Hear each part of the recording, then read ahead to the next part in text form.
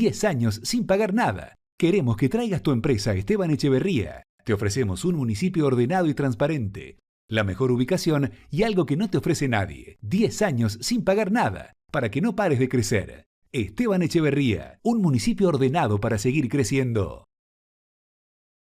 Hola, ¿cómo les va? Muy buenas noches. Nuevamente acá en Futurar. Pensar y hacer, que como todos los jueves nos encontramos en la pantalla de Chacra TV. Y en semanas postelectorales, con un gobierno empoderado, un gobierno, digamos, que se empieza a reorganizar ya con el juramento del nuevo jefe de gabinete, Manuel Adorni, y en esta semana el nuevo ministro del Interior, Diego Santilli, que a toda máquina está trabajando, reuniéndose con muchos gobernadores a efectos de poder empezar a delinear los acuerdos necesarios a efectos que a partir de entre el 10 de diciembre y el previo a la Navidad, en esas 2 semanas, ver la posibilidad cierta de después de 2 años los argentinos tengamos presupuesto. En eso está trabajando, está, digamos, en una maratón permanente de reuniones con gobernadores. En el día de ayer estuvo en Entre Ríos, mañana estará yendo a Mendoza, el sábado a Neuquén, hoy recibió al gobernador de Salta. Digamos, como vemos, está en un frenesí de reuniones con un solo objetivo. El objetivo es presupuesto y empezar a preparar algunos temas centrales, que esto se hará en el mes de febrero, que tiene que ver con la modernización laboral, con la reforma tributaria, con el nuevo Código Penal, digamos, toda una serie de proyectos de ley que interesan al Ejecutivo Nacional, un Ejecutivo muy empoderado, de esto vamos a estar hablando en la nota editorial, y un peronismo muy desnortado fundamentalmente, un peronismo donde empezaron a aparecer diferencias importantes y empieza a haber cuestionamientos al liderazgo que tienen más que ver con el pasado que con el presente o con el futuro. Hacemos una breve barrida y ya empezamos con la nota editorial.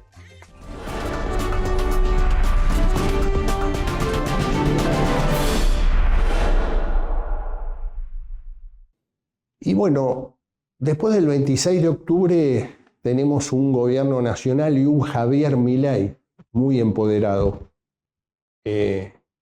con miras a un segundo tiempo de este primer mandato presidencial, con altas expectativas de reforma. Es verdad que el presidente en su noche triunfal dijo: se viene el parlamento más reformista de la historia argentina.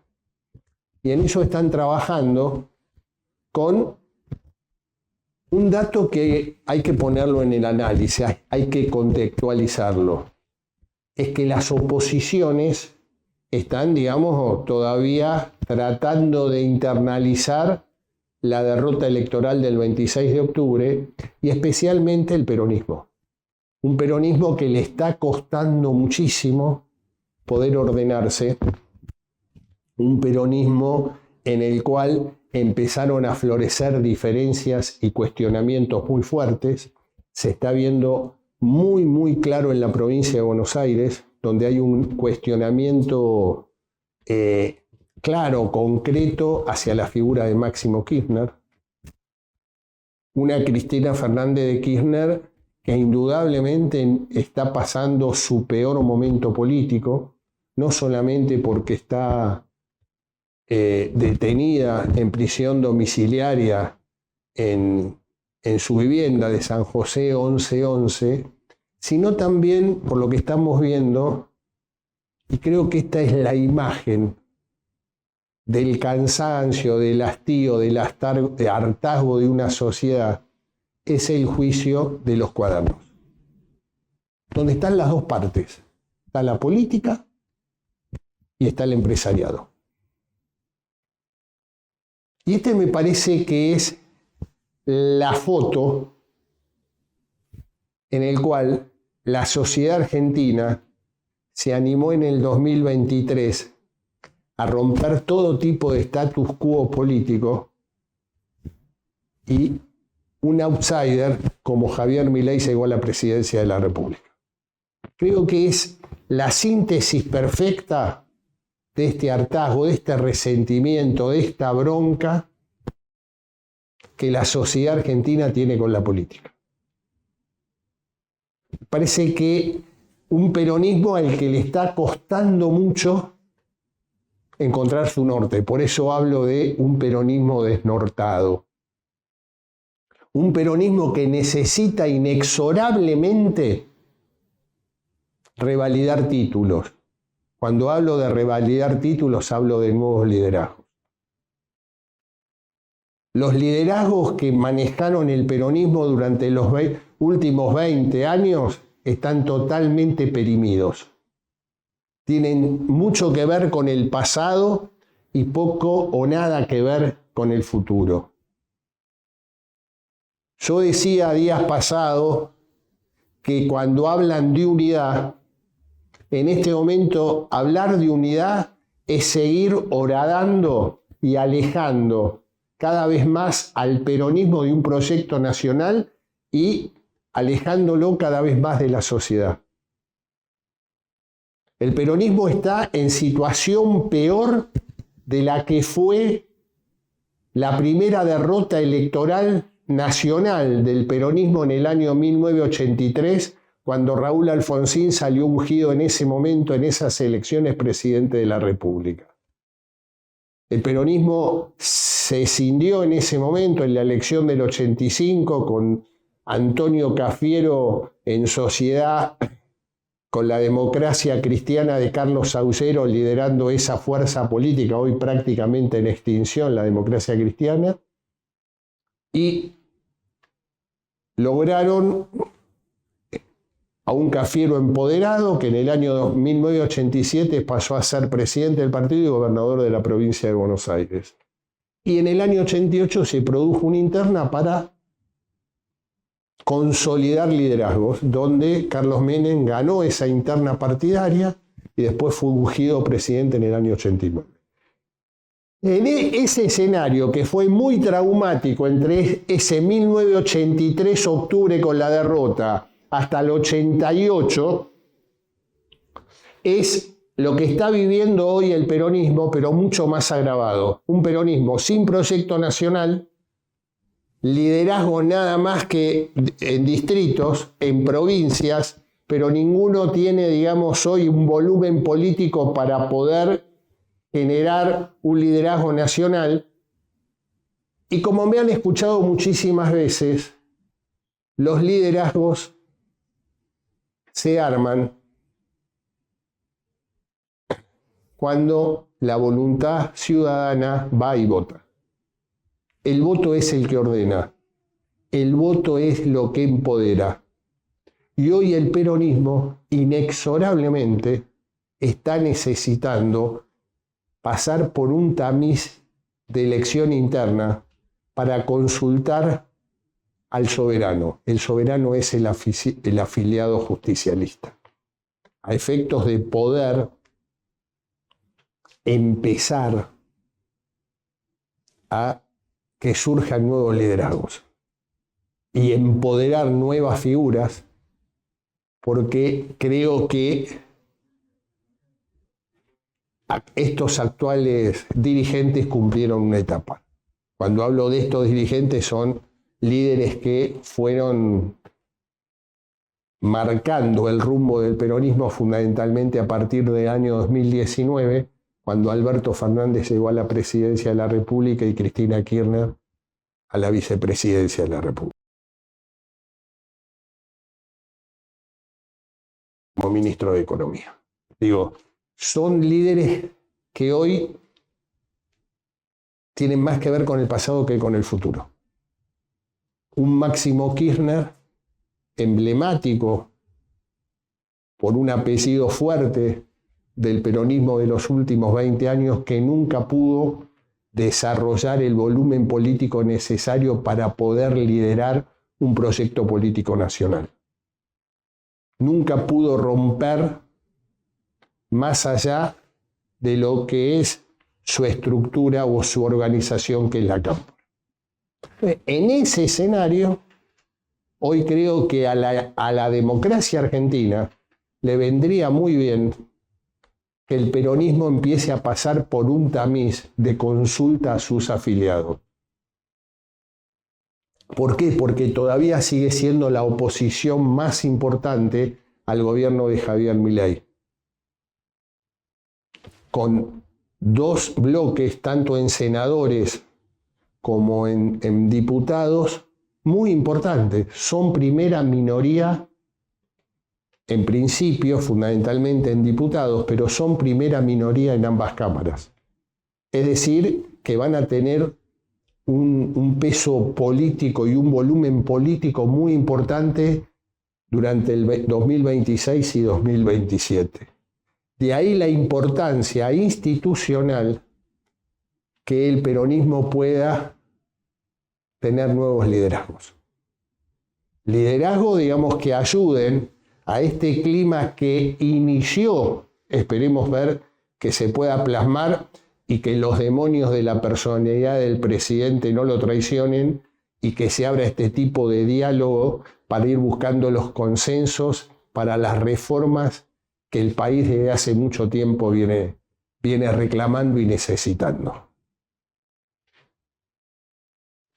En ese escenario estoy marcando la importancia de que el peronismo empiece a transitar un camino de futuro.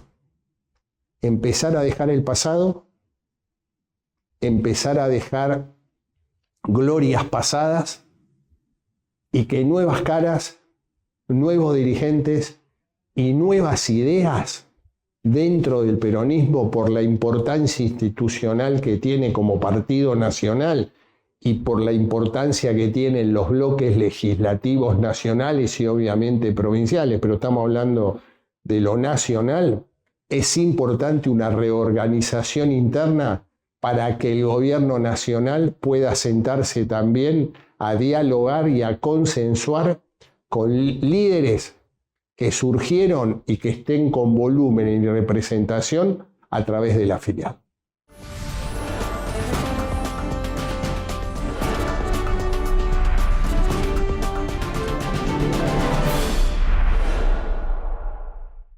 Bueno, ya está en nuestros estudios el invitado de hoy, el licenciado Pablo Salinas. Y en la voz de Rolando Vera lo presentamos en sociedad. Pablo Salinas es analista político y docente, licenciado en Ciencia Política por la Universidad de Morón y magíster en Metodología de la Investigación Social UNTREF y Bolonia. Tiene a su cargo una diplomatura de Comunicación y Política en la UCASAL y la materia Política Legislativa de la UBA. Ha ocupado diversos cargos como asesor en el Congreso de la Nación y en el Gobierno Nacional.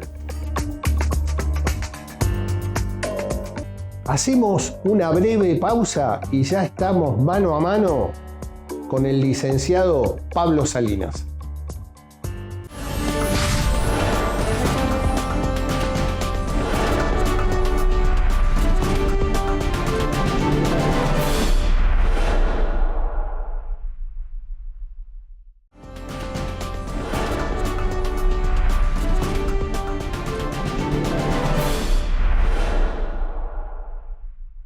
Bueno, ya está, como dijimos, en nuestros estudios, Pablo Salinas. Gracias, Pablo, por estar con nosotros otra vez acá en Futurar.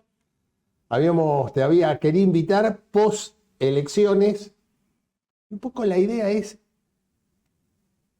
cómo el primer análisis postelectoral y cómo estás viendo en este momento el escenario, no solamente del Ejecutivo, sino también la oposición y específicamente el peronismo.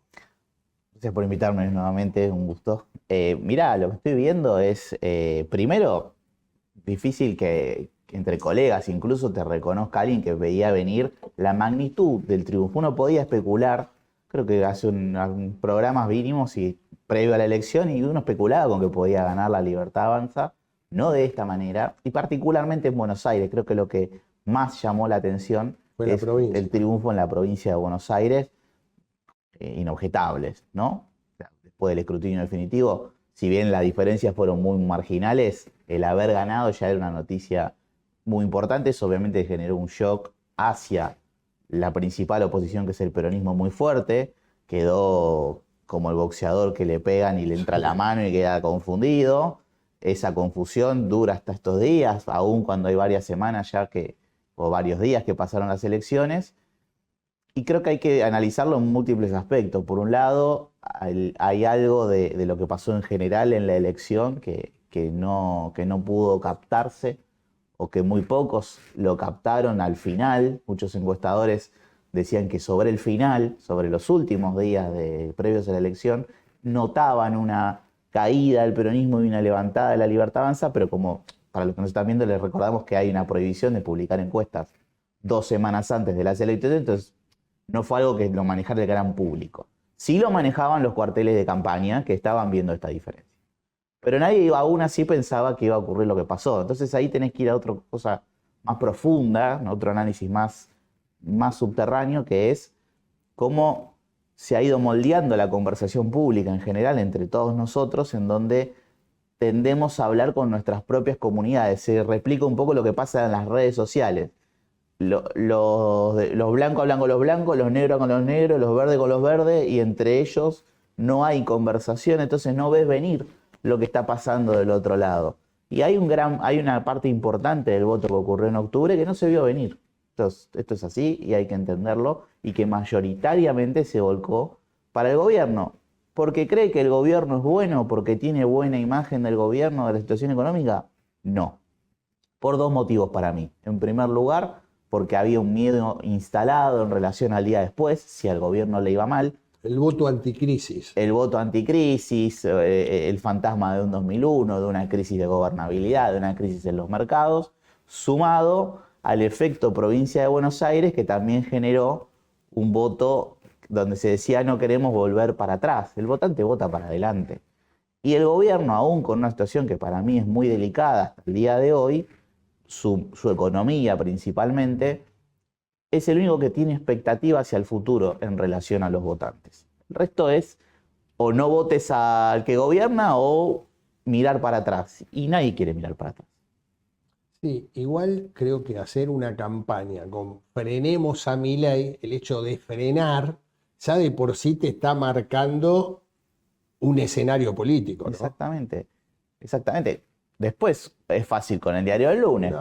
pero algunos lo decíamos con el diario del sábado. Si querés, los mismos candidatos, las mismas ideas ya gastadas, Que ya habían perdido en que vienen de 2023. perder sistemáticamente, y principalmente algo que ahora, posterior a la derrota, queda más aún en superficie, una unidad que no es tal, que hay una amalgama muy coyuntural, muy, si querés, pragmática, que no se condice con la realidad. Entonces vos tenés al votante del peronismo que cuando votó a Alberto y a Cristina, después Cristina decía que no era su gobierno, pero Cristina le había anunciado que Alberto iba a ser el candidato que ella ponía. Como que raro, como que cómo tenés que interpretar esa situación. Y ahora lo mismo, una unidad donde se vieron los cierres de listas que fueron bastante crueles y cruentos, como son todos los cierres de listas, donde quedó en la superficie que hubo ganadores y que hubo perdedores, y que ahora eso definió un mapa de Congreso en donde creo que hay que seguir muy de cerca los comportamientos de los legisladores peronistas en el Senado y particularmente en diputados. Ya hay anuncios de mini rupturas, de algunas salidas, y no creo que sean las únicas. Entonces, o el peronismo se insere en una situación donde la unidad no es tal, y en todo caso hace estratégicamente un interbloque que contenga todas las enormes distintas tribus que hoy están bregando, o sea, los diputados de Graboy, los diputados de Massa, los diputados de Cristina, los que tienen gobernador, los que no tienen referencia. Si no se blanquea esa situación, forzar esa unidad para mí es muy malo, principalmente porque no hay incentivo, como sí lo había 2 años atrás, de ser la primera minoría. La Libertad Avanza está muy cerca de lograr ser la primera minoría. Sí, está trabajando en eso. Está muy cerca en eso. Y viendo un poco el análisis postelectoral, un tema que llamó a sorpresa, podía perder o ganar, estaban, digamos, no había tanta diferencia, pero fue muy fuerte la diferencia en Córdoba. Sí. Córdoba fue también como que llamó poderosamente la atención. Si mal no recuerdo, creo que fueron 18 puntos de diferencia. Sí. O sea, como algo muy... con un candidato que tenía el 80% de desconocimiento. Sí. El primer candidato de Roca. La pregunta es, ¿qué pasó en Córdoba? ¿Por qué? Porque estamos hablando de...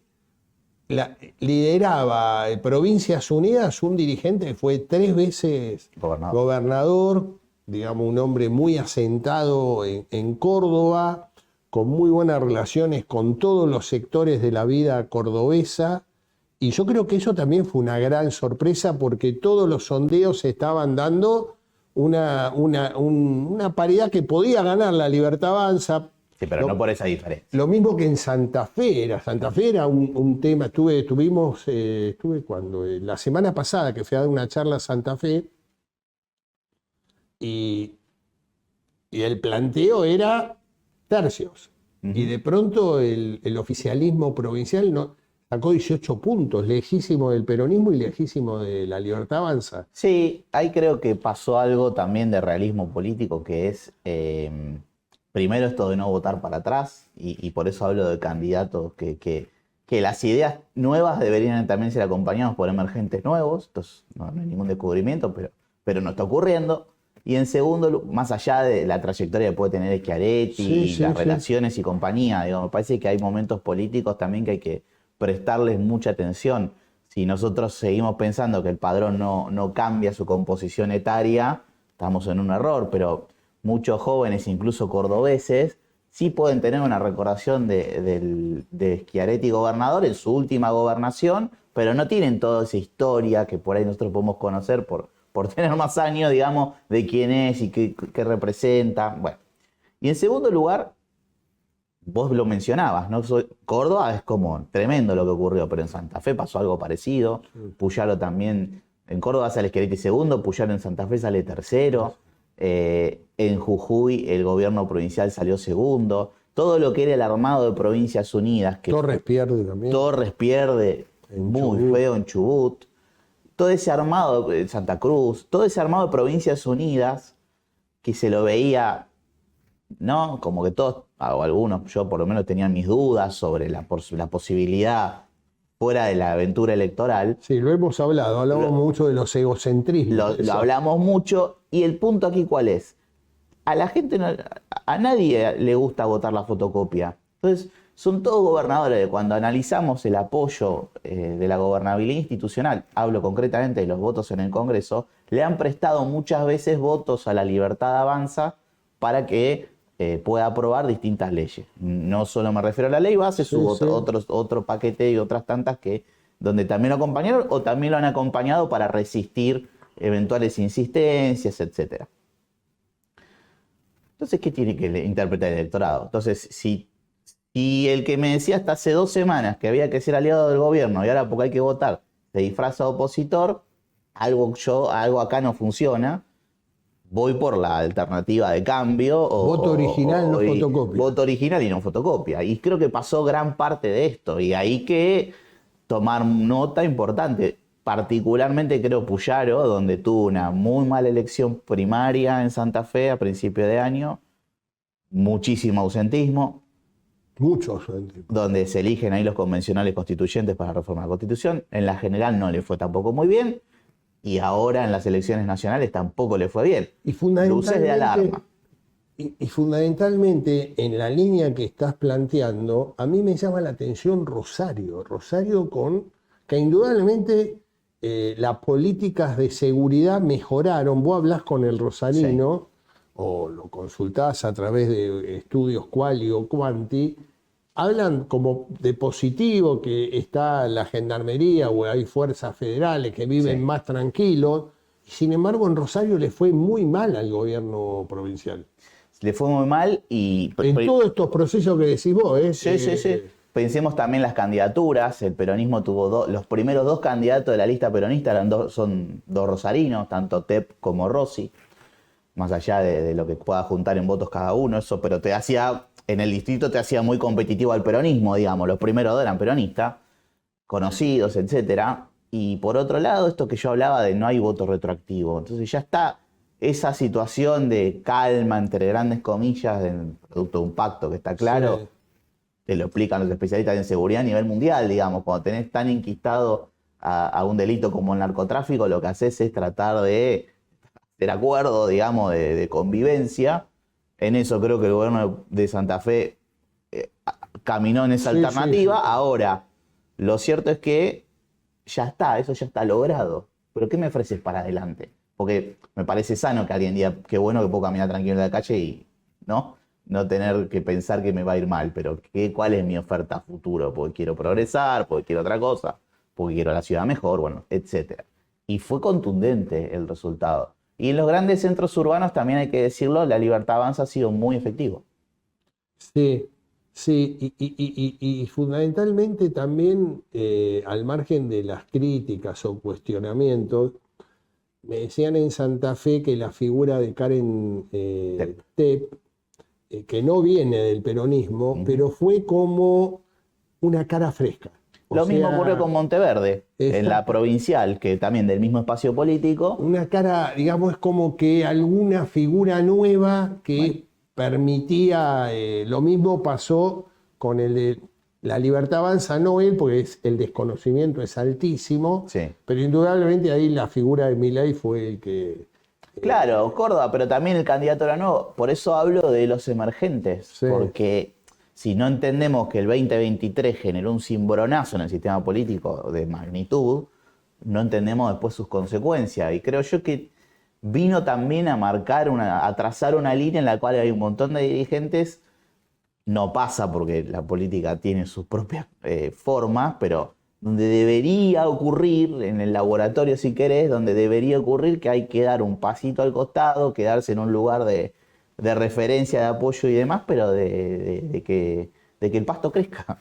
Porque si no dejas crecer el pasto es muy difícil. Y en los liderazgos muy fuertes ocurre este efecto de que no hay algo que crezca. No, entonces la novedad se la queda a otro. Y electoralmente la novedad es muy importante. Por eso se matan todos los candidatos que quieren quedarse como con los eslóganes y con las ideas de lo nuevo, del cambio, del futuro. Es por ese lado. Y es también con renovación. Y vos ves hoy a la dirigencia, si me permitís, tradicional, sí. Con espíritu, con ánimo, No, para nada. Para nada. Por eso decía que el poder tiene sus propias dinámicas. Y podemos, si querés, repasar figurones de cada uno de las distintas partidos políticos y facciones dentro de los partidos políticos. Y no ocurre. Y no, mientras eso no ocurra y mientras se obturen esos procesos de renovación o esos procesos de que circule en la dirigencia, bueno, los problemas se van a ir profundizando, no se van a ir mejorando. Pablo, estamos hablando con el licenciado Pablo Salinas. Hacemos una breve pausa y seguimos esta conversación.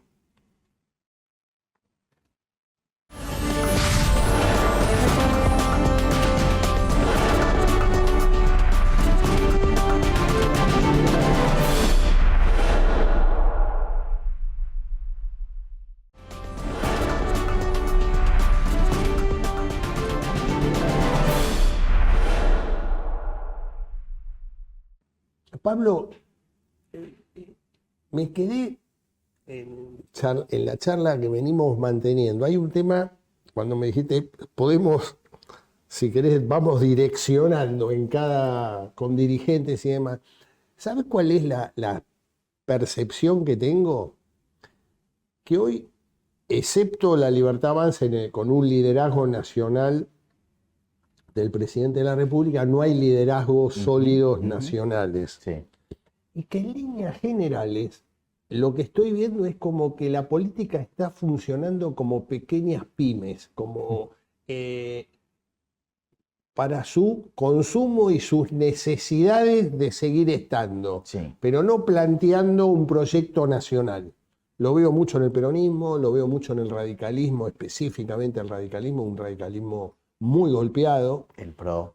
El PRO, como que hay pymes individuales. O sea, bien, el caso más típico es el de Martín Lustó, digamos, Claro. como que es presidente de un partido centenario nacional y nunca pudo construir un proyecto nacional del radicalismo. Son No, proyectos propios. Y ha votado diferente al resto de sus compañeros de bancada, siendo el presidente del partido. Muchas veces, hasta diciembre, son 13 senadores del radicalismo, 12 han votado de una manera y Lustó de otra. Sí. Muchas votaciones ocurrieron de ese modo. Arañó el ingreso a la Cámara de Diputados, tuvo que esperar hasta que después, bueno, fue con un buen margen de votos, pero tuvo que esperar el escrutinio definitivo, que el de la Ciudad de Buenos Aires ya se conoce, ya se cerró y termina ingresando Lustó, pero Coló el travesaño. Pero tuvo que sufrir, tuvo que mirar el banco de suplente y pedir la hora. Sí, sí. Es complejo. Y sí, mientras, vuelvo al punto, sea los candidatos más jóvenes o más viejos, lo que digo es que después de una cantidad de años de rodaje en la política nacional, ¿no? y de tanta exposición, nombrás el caso de Lustó, fue ministro de Economía, después fue legislador un montón de veces, digo, embajador de Estados Unidos. Bueno, ya tiene un tiempo largo de exposición y de este derrotero que tuvo más sombras que luces. Sí, sí. Y podemos pasarnos, si querés, al PRO, Mauricio Macri, y lo mismo. Podemos pasar al radicalismo, que no encuentra una referencia nacional, que se encuentra más cómodo siendo aliado del gobierno, pero no teniendo una expectativa propia, que tiene una muy mala experiencia con el gobierno de coalición con Cambiemos, en donde tenía un rol absolutamente marginal. Podemos hablar, si querés, del peronismo, donde tiene Cristina Fernández de Kirchner un liderazgo importante, ascendente, que nadie duda, pero que está imposibilitada legalmente de poder competir nuevamente para ningún cargo electivo y ocupar un cargo en ninguna función pública. Entonces, como que está ese liderazgo, pero es como un liderazgo que está en una caída en algún punto porque no configurás amenaza en términos políticos, lo digo esto, no configurás amenaza ni entre los tuyos ni entre los ajenos, porque ya estás corrida del escenario. Entonces, bueno, ¿cuál es el nuevo emergente de ese peronismo? Bueno, no lo conocemos, no se sabe. ¿Cuál es el nuevo emergente del PRO? No lo conocemos, no se sabe. Apuntan algunos, Yesa creo que está intentándolo, el que fue intendente de Pinamar en el PRO. El peronismo tendrá que dar sus discusiones. El radicalismo tendrá que renovar urgentemente su plantel y sus modos. Y no nos olvidemos también que hay un montón de partidos provinciales a los que le ha ido muy mal. Sí. Y déjame puntualizar, en concreto Río Negro. Río Negro, el gobernador en la y un partido fuerte en Río Negro. De un partido fuerte, un gobernador fuerte, golpeado con varias denuncias de corrupción en el último tiempo, en donde no logró meter ningún senador, o sea, la senadora nacional que ponía en juego no la renovó, y el diputado nacional que ponía en juego no lo renovó. Un gobernador que ¿qué va a negociar con el gobierno nacional si no le puede dar ni siquiera votos en el Congreso? Es un escenario muy complicado, por eso digo que es una cuestión ya más sistémica, donde o cambian la frecuencia de banda o va a seguir pasando lo que está pasando. Y vos fíjate que te paraste bien en la Patagonia, porque Chubut pierde el gobernador, Río Negro pierde el gobernador y Santa Cruz pierde el gobernador. Sí. Y Neuquén también. Y Neuquén también. O sea, toda la Patagonia, excepto La Pampa, y digamos. Tierra del Fuego también. Y Tierra del Fuego también. Sí. Es más, los dos senadores por la mayoría son de la Libertad Avanza en Tierra del Fuego. Exactamente. Pero ¿por qué me poso en la Patagonia? Porque lo que viene, que es un poco ahora, tratemos de imaginar el futuro, uno de los temas que indudablemente va a tener mucha primacía política y económica es la Patagonia, con todo el tema energía-gas, petróleo-gas, y la zona cordillerana con el tema de minería. Sí.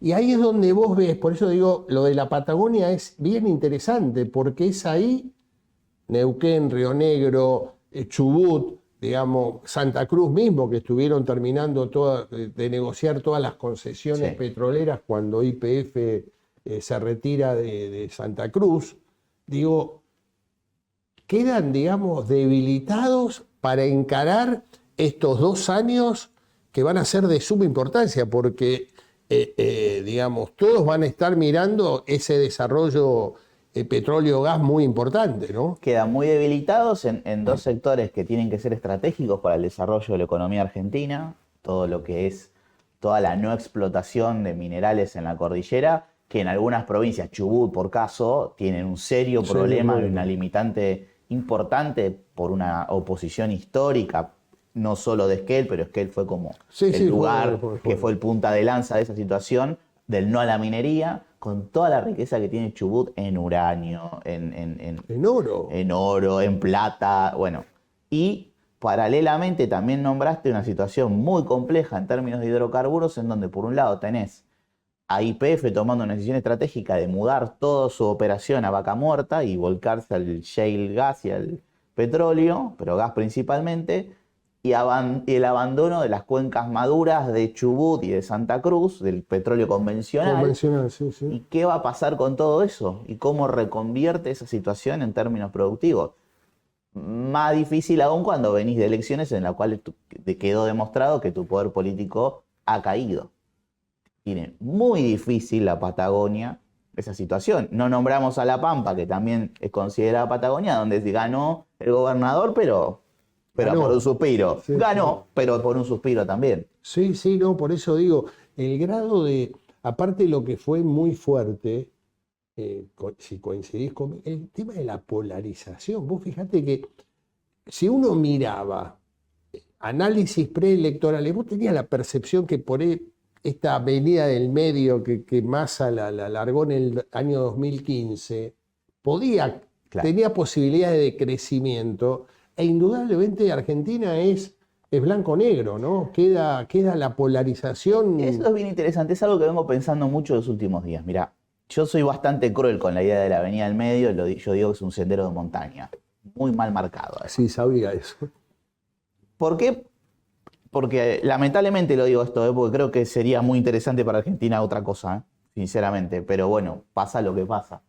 Vos tenés que, yo saqué la cuenta del 83 para acá, los primeros y los segundos, cómo se repartía esta polarización, y tuviste un comportamiento electoral en la última legislativa muy similar a las últimas 2, en donde entre el primero y el segundo se te quedan con el 75% de los votos más o menos.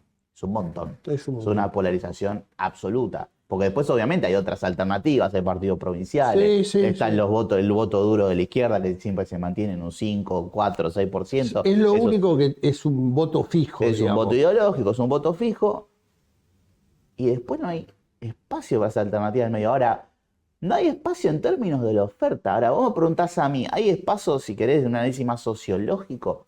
Y sí, si yo veo que de los votantes posibles, 3 de 10 no van a votar, ¿qué pasa con esos 3 de 10 que nada los interpela? Y si después de todos los que van a votar, aún así, en esa magra oferta, eligen a River o a Boca, vamos a ponerlo en estos términos, y muy poco al resto de los otros equipos, hay algo raro, pero hay un importante número, creo yo, para crecer. Y es más, dentro de los votos blandos, tanto del peronismo como de la Libertad Avanza, que terminan volcándose ahí ante la ausencia de otra oferta, si hubiera otra cosa, pero otra cosa en serio, con una idea en serio, con un emergente en serio, y que no sea visto como especies de UTEs electorales, como podía ser Provincias Unidas, que uno lo veía desde la génesis, que era un orejeo pensando en meter diputados o senadores para negociar con el gobierno, era muy obvia la jugada.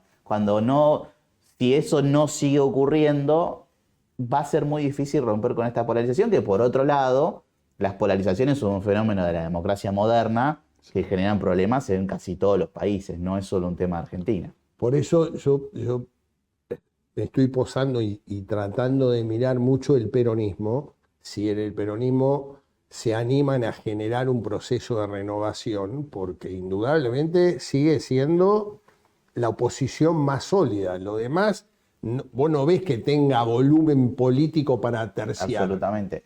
Se tiene que animar, creo yo, a hacer eso, y se tiene que animar a pasar al peronismo del siglo XXI. Yo digo que el peronismo está todavía anclado en el siglo XX.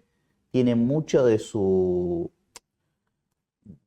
interpelación al voto de una sociedad que ya cambió, que ya no existe más. O sea, cuando se habla de la formalidad y los trabajadores, estamos llegando más o menos al 50% de informalidad laboral en Argentina. Sí. Entonces, claro, cuando vos después ves encuestas que dicen, cuando le preguntan a las personas, ¿estás de acuerdo con la reforma laboral? Y la verdad que la gente te dice que sí. ¿Estás de acuerdo con la previsional? La gente también te dice que sí. Y con la impositiva, mayoritariamente también te dice que sí. Ahora, ¿por qué te dicen que sí? Porque están por fuera de ese sistema, porque no los toca a una gran parte de ellos.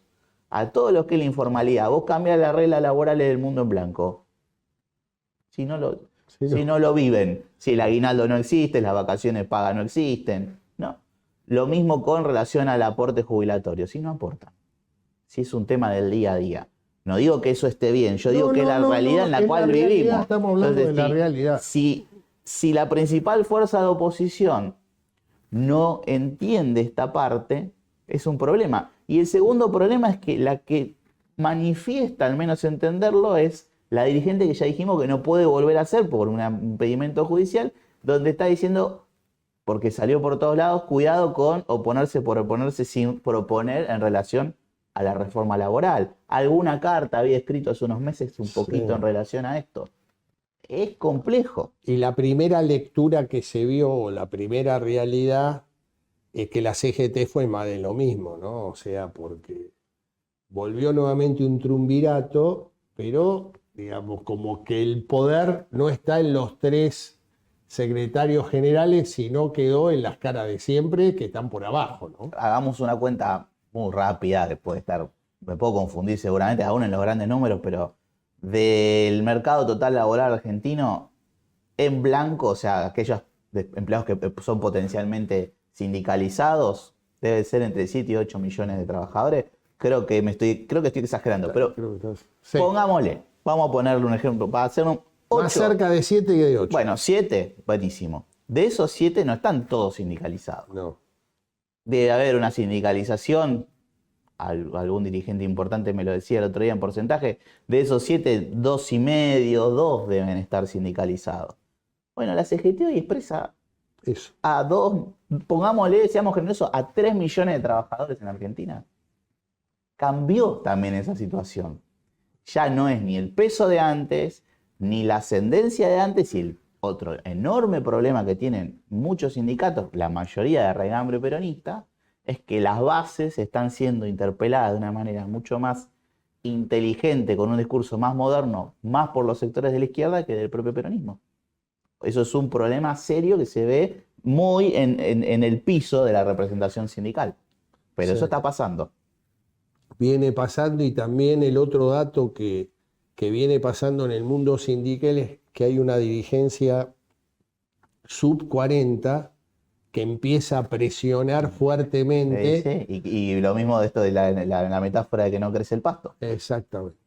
O sea, eso está como en ebullición, ¿no? Así es, así es. Pablo, se nos acabó el tiempo. Bueno. Te agradezco mucho que hayas venido, y bueno, y nos vamos a ver porque nos estamos yendo con Pablo mañana para Paraná. Tenemos que compartir una mesa de charla-debate en la ciudad de Paraná. Así es. Así que vamos a seguir reflexionando con todos estos temas. Voy a hacer el cierre del programa. Te agradezco mucho. Por favor, un gustazo.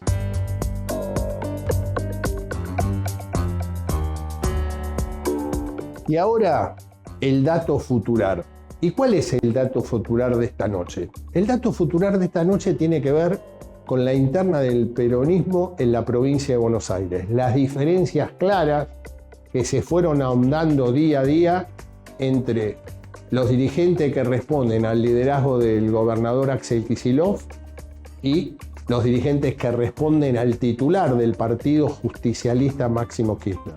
que termina su mandato en el mes de diciembre, y en el cual está solicitando y pidiendo la Cámpora, lo que está pidiendo, o el kirchnerismo duro, es que haya elecciones internas en el mes de febrero para dirimir quién es el nuevo presidente del PJ de la provincia de Buenos Aires. Un tema que indudablemente va a marcar políticamente el futuro no solamente del peronismo de la provincia, sino va a tener amplísima repercusión en el peronismo nacional si esa interna se produce. Así que sigámoslos muy de cerca, porque es un tema político de alta magnitud. Bueno, esto ha sido todo por hoy. Espero que haya sido de su agrado. El próximo jueves nos volvemos a encontrar. Esto es Futurar, pensar y hacer. ¿Querés más herramientas para crecer? Suscríbete y activa la campanita de notificaciones.